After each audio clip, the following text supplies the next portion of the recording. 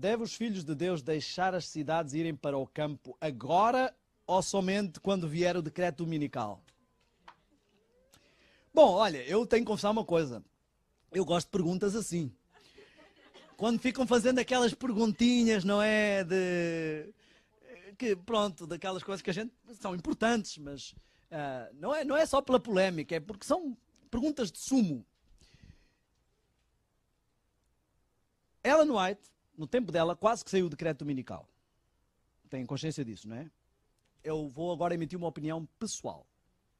Quando eu faço uma opinião pessoal, eu faço uma parte. Quando é uma coisa bíblica, ou que está dito algo claro, eu deixo claro isso, não é? Então, a nível pessoal, eu creio que Satanás tem duas ferramentas para trazer antes da sua aparição.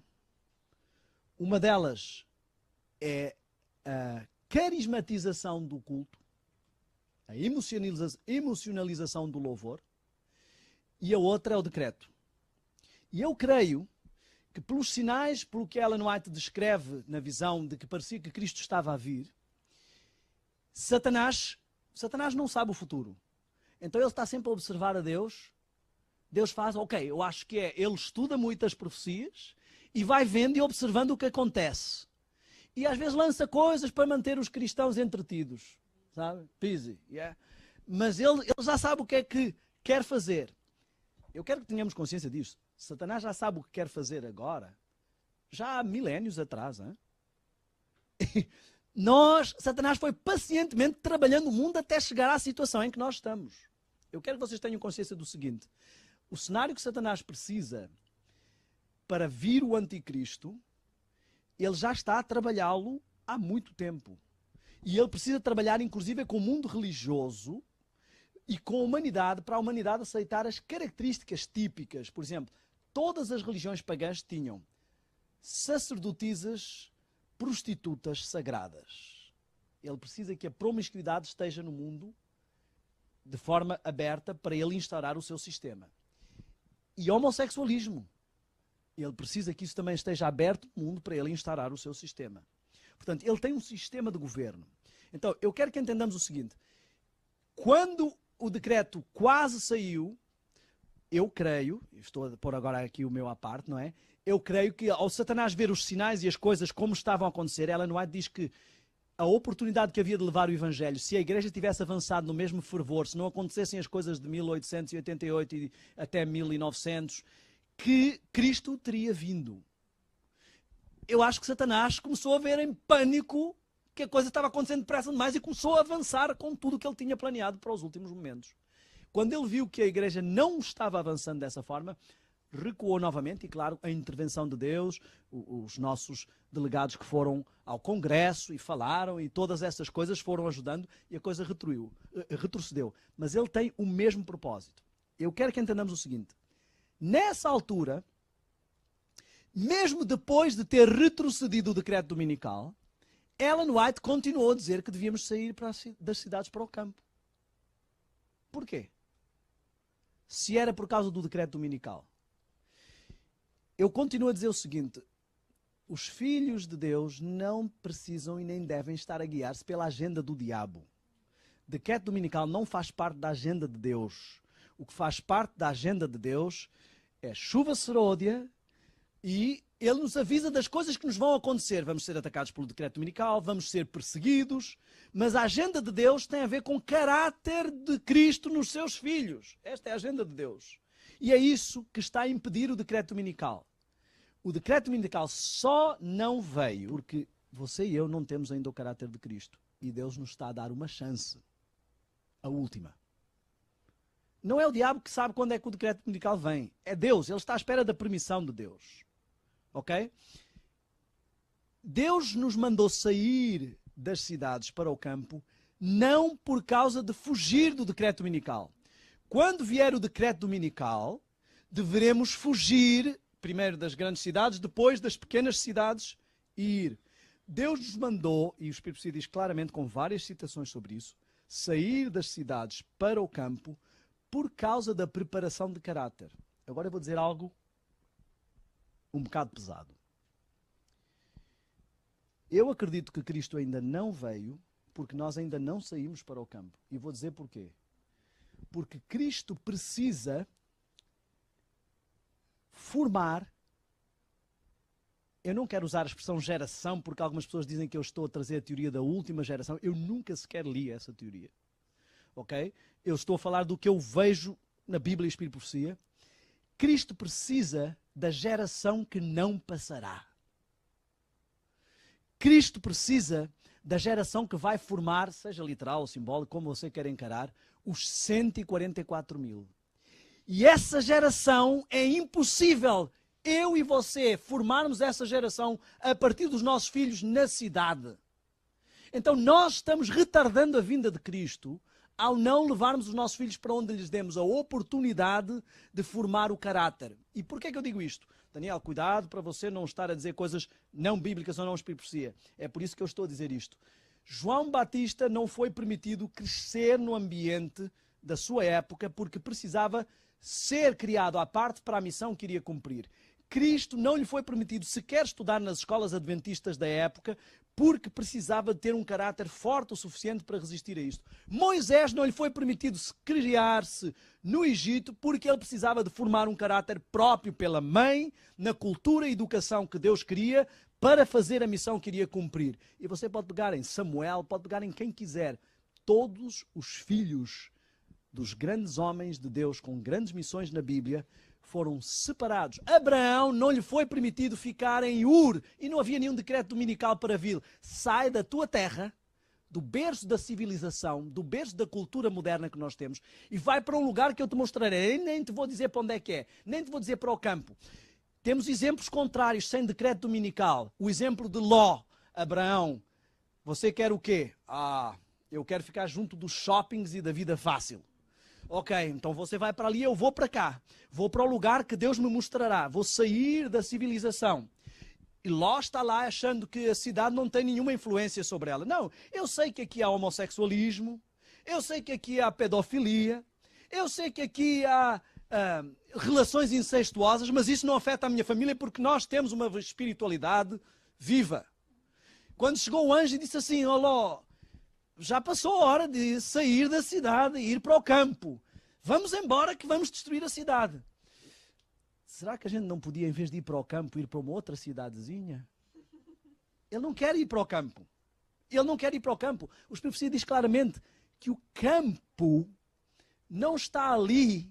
Não fala, quando ela fala de ir para o campo, de vida no campo, não fala em estar escondido no monte e na caverna. Diz que no campo os nossos filhos vão conviver com a natureza, o segundo livro no qual Jesus aprendeu. Isso vai ter influência sobre o seu caráter. Na cidade estamos rodeados de coisas construídas pelo homem que não nos deixam ver o caráter de Cristo. Não está lá a falar de decreto dominical. O livro Vida no Campo não é um livro de como fugir da perseguição. É um livro de vida no campo. Como estar próximo de Deus, como viver como Enoque, no campo. Algumas pessoas dizem assim, mas não podemos sair da cidade porque temos que evangelizar as cidades. Ellen White diz para viver no campo e evangelizar as cidades. Enoque viveu no campo e evangelizou a cidade. Você vai evangelizar as pessoas com uma coisa que você não tem para oferecer? Com uma relação e comunhão com Deus que você não está conseguindo desenvolver? Honestly, a maior parte das pessoas que eu conheço que está na cidade não é por causa... Olha, eu quero dizer o seguinte. Eu interrompi o meu curso de teologia e fui continuá-lo num outro lugar por causa da vida no campo. E olha que a faculdade onde eu estava até era bem no campo e eu estava no departamento de jardinagem. E, portanto, era vida no campo, mas não era o suficiente para os meus filhos. Nós andámos 2 meses à procura de casa, porque com a vida pastoral é verdade que eu não posso ir para o meio do mato, mas até encontramos uma casa suficientemente no campo. E recusámos muitas casas, foi difícil encontrar. Mas não podemos arriscar isso porque preparamos uma geração para o que vem. Então, há de haver um tempo em que fugimos. O que significa fugir? Qual é a diferença entre fugir e mudar de casa? Nós somos chamados a mudar para o campo, não a fugir para o campo. Ok? Fugir para o campo é uma coisa que vai acontecer, fugir para o mato, com o decreto dominical. Você não vai aprender nesse momento sobre o caráter de Deus. O que já teve que aprender, já aprendeu. Agora é dar, como dizem em Portugal, dar corda aos sapatos. É correr, não é? Sim. Absolutamente. Não estamos a dizer para fazer loucuras, não é? Tanto num caso como no outro. Diz que o Espírito Santo nos dirá quanto vender, como vender, onde vender. E mesmo agora. Eu creio, pelo que eu leio na Bíblia, Espírito e Profecia, eu creio que a nossa recusa em ir para o campo é o que está a impedir uma geração preparada para cumprir a missão e Cristo voltar. Se nós acreditamos, se nós cremos e temos a noção de que estamos num período de ser selados e numerados, como diz a Bíblia, e se é um período em que nós temos que preparar o nosso caráter, não há tempo e condições de o fazer na cidade, nem nós, nem os nossos filhos. Então, o período do decreto dominical já é um período em que quem está selado já está selado. Então, a partir dentro, exatamente. Ou seja, se nós temos uma verdade e rejeitamos essa verdade, não é com o decreto dominical que vamos, por varinha mágica, nos tornar santinhos e ir para o campo e descobrir tudo sobre o caráter de Deus. É no período de graça que Deus está nos dando para tratar desse assunto, tomar as decisões corretas e depois os que não têm essa verdade vão ser alcançados depois. Mas quem tem a verdade e rejeita não pode ter essa mais. Eu prefiro salvar a minha família do que ficar para salvar os outros e perder a minha família. Alguns estão ficando no campo porque vamos alcançar, não estão fazendo o evangelismo na cidade, obrigado. Não estão fazendo o evangelismo e estão perdendo a família. E depois vai acontecer como Ló. Vocês não pensem que as filhas de Ló tiveram aquela ideia maravilhosa de se deitarem com o pai, que aquilo nasceu naquele momento. Ouçam bem a figura ridícula.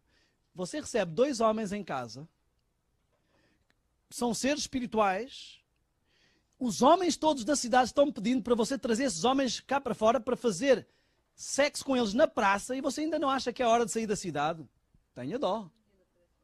E ainda oferece as filhas, não é? Querias dizer alguma coisa? Não, era só para dizer que tu não consegues aprender as coisas todas de como sobreviver num campo de um dia para o outro tão pouco. O que traz muita controvérsia é que existem 2 mensagens. Existe a mensagem de vida no campo e existe a mensagem de fugir das cidades. A mensagem de vida no campo é para todos, adventistas do 7º dia. Porém, a mensagem de fugir da cidade serão para os novos conversos que receberão um alto clamor. Esses vão ser aconselhados pelos adventistas que foram para o campo a saírem da cidade, porque eles não têm a luz disso, né? Então, o que a gente tomou a vida inteira para aprender, nós vamos ter que ensinar em pouco tempo, até esses temas que a gente está falando aqui agora. Então, o que a gente tem que tomar cuidado é não misturar essas 2 mensagens, porque o Eventos Finais, ele divulga em 2 capítulos, né? E tem distinção. Então, muita gente, muitos teólogos misturam os 2 e aí vem a controvérsia, aí vem o engano. Mas o certo existem 2 mensagens, uma para os adventistas e outra para os novos conversos ao adventismo que virão depois da lei dominical, né? Que é a fuga das cidades. Haverá algumas pessoas que terão que permanecer em alguns casos. Se houvesse mais crentes indo para a cidade, para o campo, haveria também menos pastores tendo que trabalhar no campo. Na cidade. Os pastores realmente, alguns vão ter que ficar, não é? Mas mesmo para isso Deus dá oportunidades, ok? Porque na realidade os pastores muitas vezes estão brigando para ficar nas igrejas da cidade, não é? Então você tem muitas vagas no campo para onde quer ir. Se quiser ir como pastor para o campo, consegue-se arranjar umas vagas, não é? Se você está sentindo que está confuso, você precisa ler mais. Porque eu posso explicar de uma forma mais simples, mas nós precisamos já ir avançando para outro alimento mais maduro. O diabo tem feito o povo ficar a pensar em algumas coisas. Fechamento da porta da graça. Então, pessoal, enquanto não fechou a porta da graça, eu tenho uma chance. Eu não sei se vocês se lembram, mas em vários casos a chance na Bíblia não fechou realmente com a porta. Vou dar um exemplo.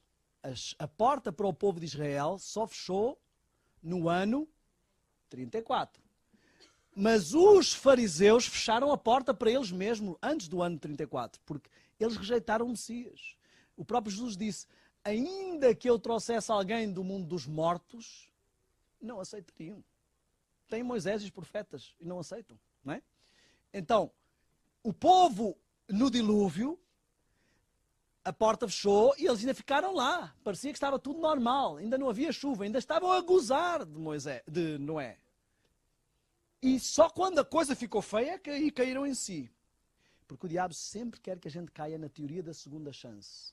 Deixar para mais tarde, deixar para mais tarde, deixar para mais tarde. Olha, se não for agora, quando for para o purgatório, você lá trata da coisa. Ou se não for agora, quando você vir todo mundo sendo arrebatado, é hora de pôr a vida em ordem porque Jesus está vindo. Ele está sempre usando esta teoria. E para os adventistas está dizendo, olha, se não for agora, quando cair a chuva serôdia, é como uma varinha mágica e você vai abandonar todos os seus defeitos e problemas. A chuva serôdia não vem para nos ajudar com os defeitos de caráter. A chuva serôdia vem para nos dar poder para duas coisas. Pregar o Evangelho,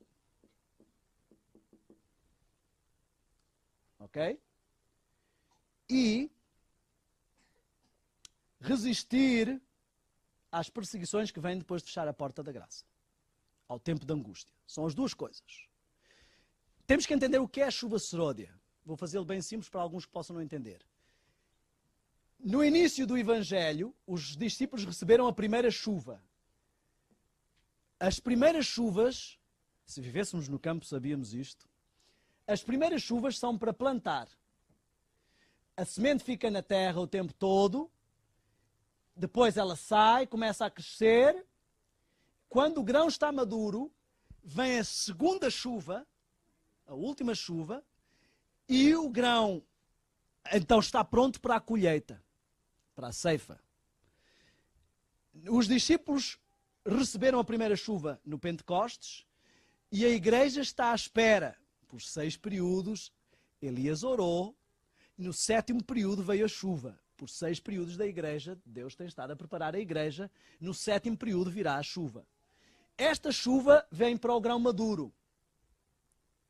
Se o grão não está maduro, nessa época, já não vai ficar maduro, porque vai apodrecer quando vier a chuva.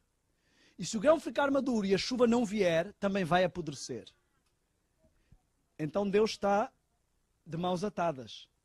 Se nós não amadurecemos o caráter e não tivermos um caráter semelhante ao de Cristo, e a chuva vier, estamos perdidos. Se aqueles tempos não forem abreviados para os que já estão com o caráter, o que é que aconteceria? Nenhuma carne se salvaria. Então Deus está neste impasse. Eu quero que entendamos o seguinte. Muitos estão focados no decreto dominical. Ok? O que é que vai causar o decreto dominical? Ouçam bem, porque eu vou dizer agora uma coisa extremamente importante. Por favor, muita atenção. Vamos tentar ter atenção nisto e já concluímos. O que é que causará o decreto dominical?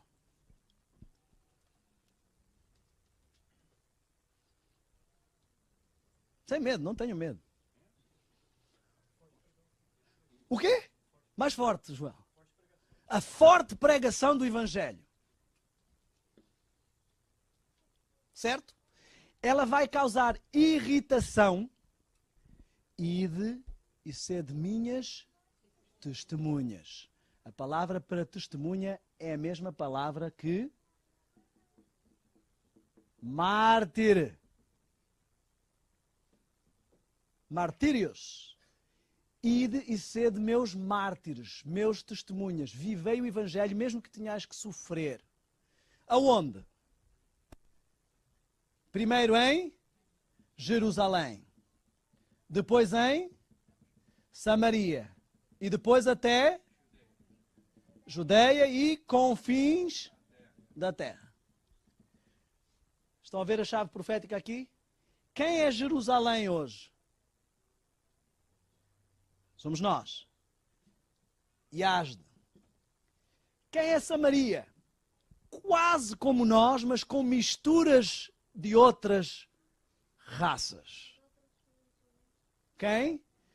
Os cristãos e evangélicos que vieram da Reforma, mas que levaram misturas.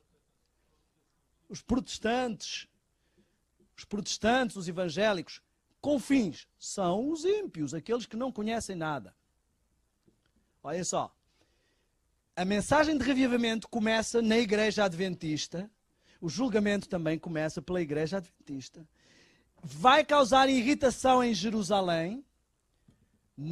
Alguns não suportarão esse testemunho e isso causará a sacudidura. Estes que vão sair não são os justos que saem, não é o trigo que sai. Estes que vão, justos, justificados por Cristo. Ninguém é melhor que ninguém. Todos somos virgens que dormimos. Todos. Não há aqui nenhum que não tenha dormido. Vão sair e juntar-se a Samaria, às igrejas evangélicas e protestantes. O alto clamor vai alcançar Samaria. Então, Samaria e os que resistem e os que resistiram em Jerusalém vão se juntar, portanto, os que se juntaram da IASD e do movimento protestante, vão agora aos governos mundiais fazer pressão para parar este povo com o decreto dominical. Agora eu faço uma pergunta simples, que vai chocalhar com algumas coisas que às vezes se dizem. O que é que então causa o decreto dominical? O forte pregão. A irritação contra o forte pregão. O que é que nos capacita para o forte pregão? A chuva seródia.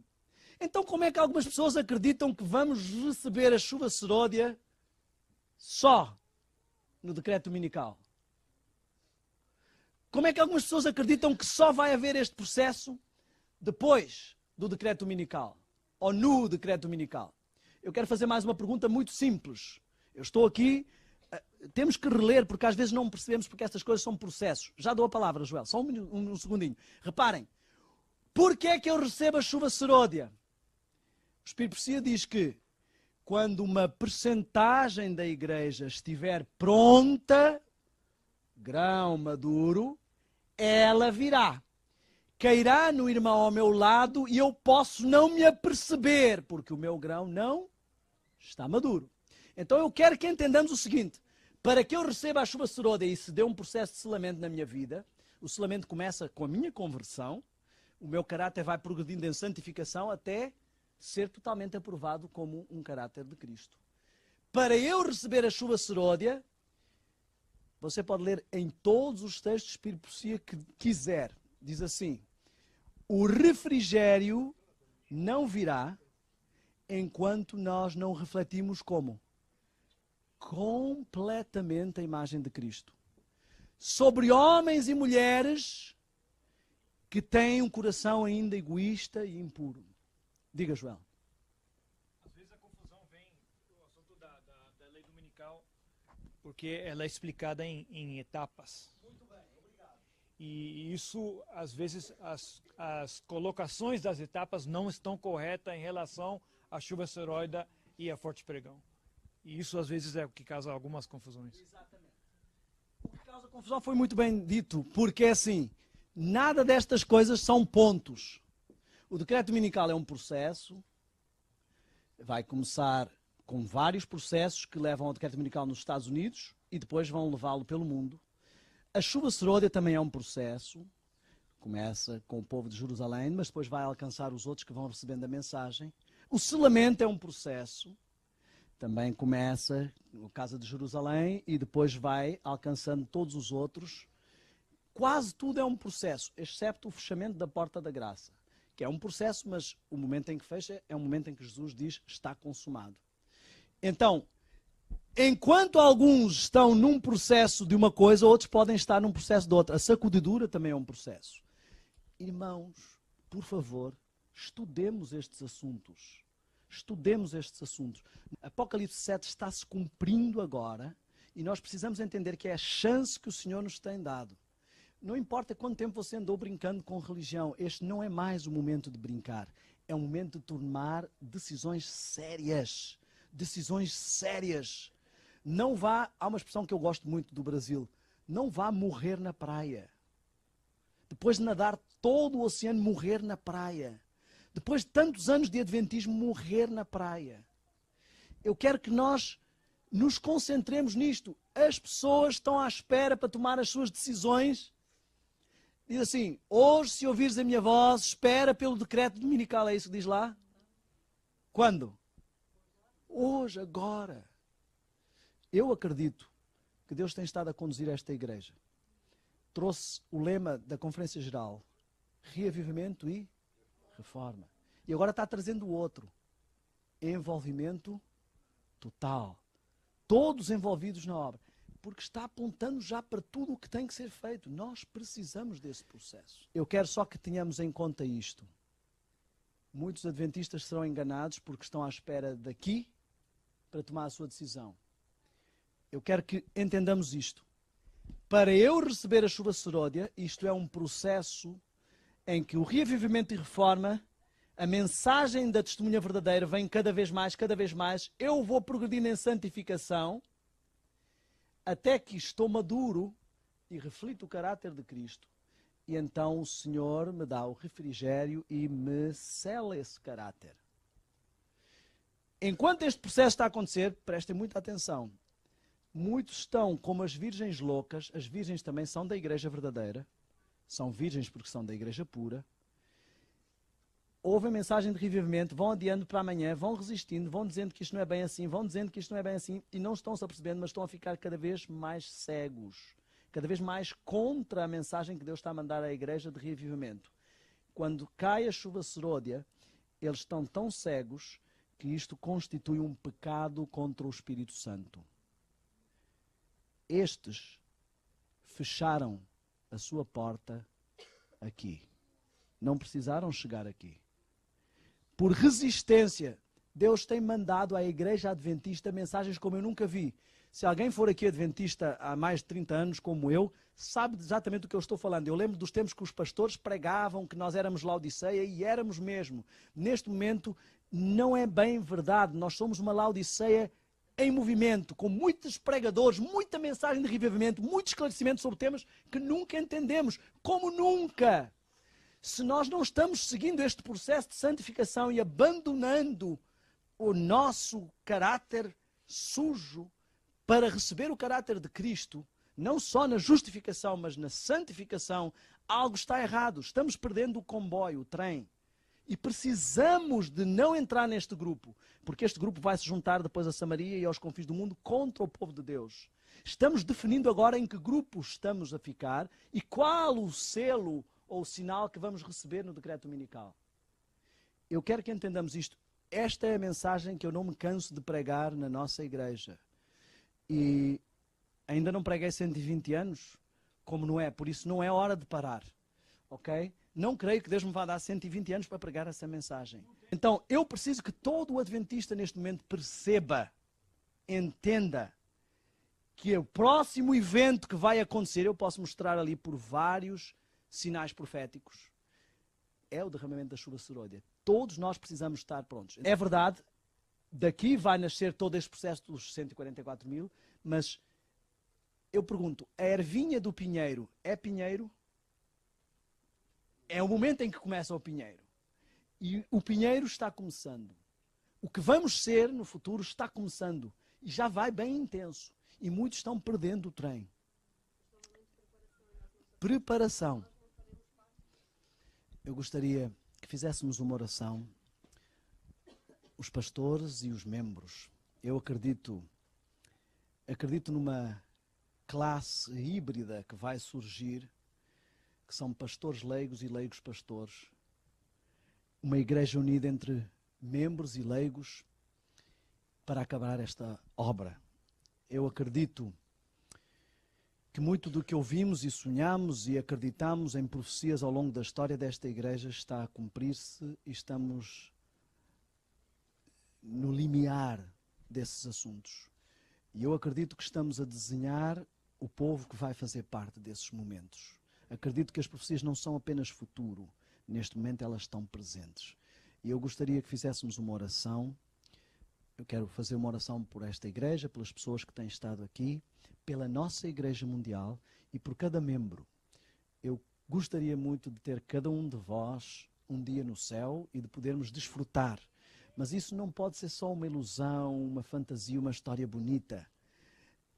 Houve um homem que voltou para casa, um pregador, um evangelista, ao fim de anos pregando fora.